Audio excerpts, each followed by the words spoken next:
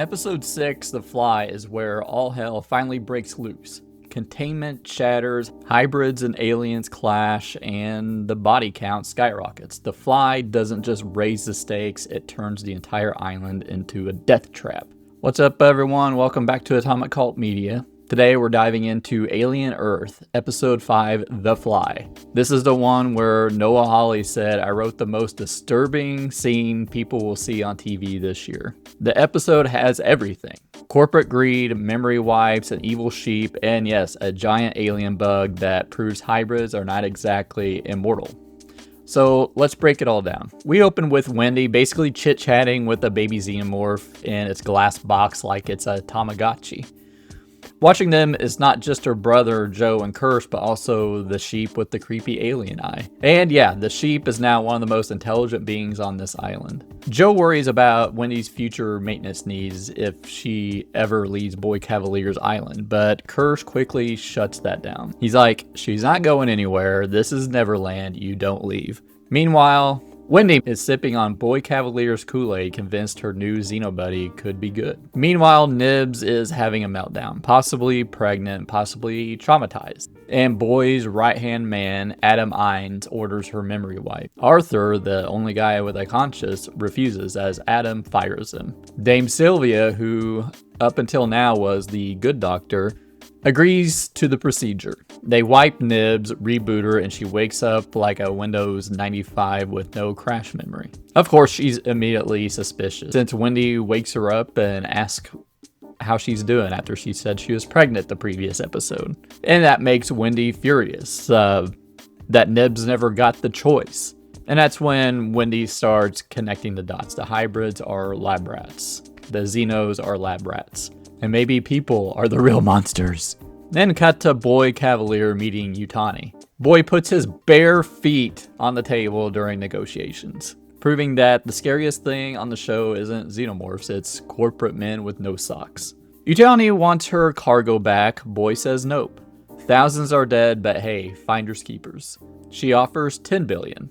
He says, cool, make it 20 billion. He also flexes that the creatures have to sit in 6 weeks quarantine first, giving him time to play God. Yutani leaves humiliated, but Morrow whispers his real plan. Destabilize the facility and grab the Xeno in the chaos. Because nothing says hostile corporate takeover like adding an alien outbreak. Then we get a little foreplay. A little shit talking in the elevator between Kirsch and Morrow, which is always great seeing these two, probably the best two characters in the show, going head to head. Just, you know they're going to throw down the next couple episodes. You know they're going to interact in some way. But Morrow calling Kirsch an old toy seems like a pretty sick burn. Now here's where the nightmare fuel kicks in. Isaac, aka Toodles, gets assigned to feed the specimens. Isaac decides to do it solo instead of working with Curly because what could possibly go wrong? While feeding time is happening, he notices one latch isn't working and thinks, sure, I'll walk into the enclosure with alien bugs that eat metal. The Teoculus infused sheep headbutts the glass at just the right moment, startling him, so he slips and locks himself inside. So I can safely assume that in the previous episode on the Maginot, the Teoculus was trying to distract the medical officer so those ticks could escape. I don't think Teoculus is a good guy. And the sheep is playing 4D chess while everyone else is playing Pokemon Snap. Then the Fly makes its grand entrance. It swoops down, spits corrosive goo on Isaac, and eats through his synthetic skin. Two flies suck up his android fluids like they just found a Capri Sun. Absolutely brutal. Noah Hawley said he wanted to prove that hybrids weren't immortal, and mission accomplished.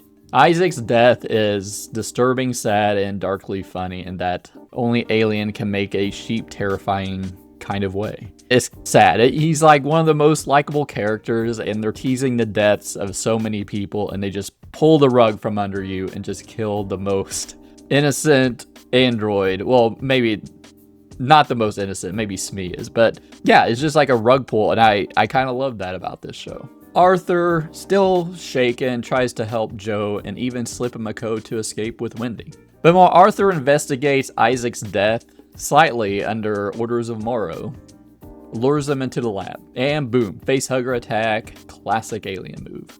Arthur goes down, slightly drags his unconscious body away, and just like that, we've got a new host. Meanwhile, the sheep watches the whole thing unfold like it's binging Netflix. So what's the episode really about? There's a couple of things. Hubris. Boy thinks he's untouchable, but Kirsch is playing his own game. He's watching the whole thing go down while they're flying back to the island, and keeps it all to himself.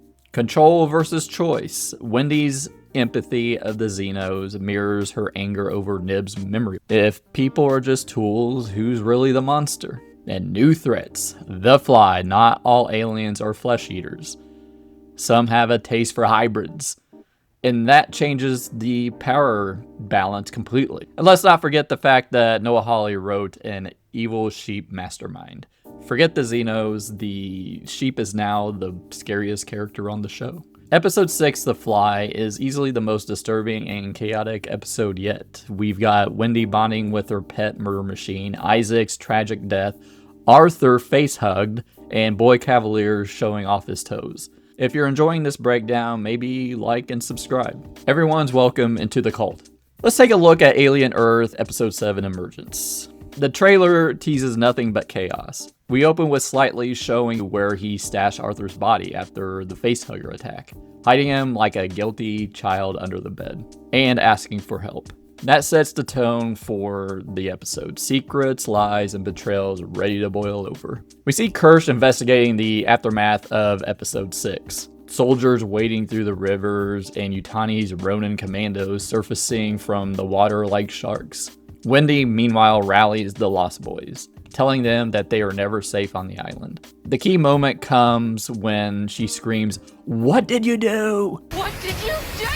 The big question is, who's she yelling at? The obvious guess is Slightly. The trailer might be baiting us though.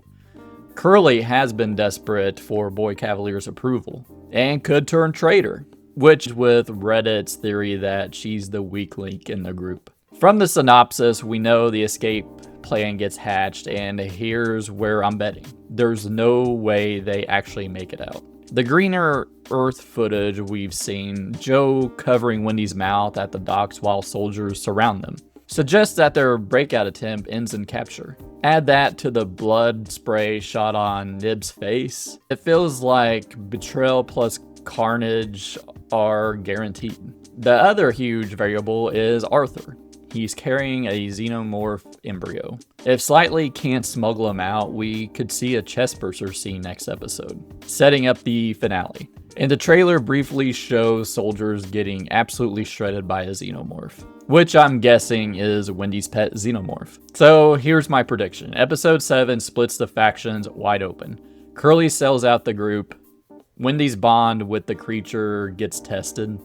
And the chestburster inside Arthur might emerge right as the escape plan collapses. The penultimate episode won't give us freedom. It'll give us betrayal, blood, and a setup for an explosive finale. But what do you think? Is Wendy too far gone to save? Is Kirsch secretly the biggest manipulator here?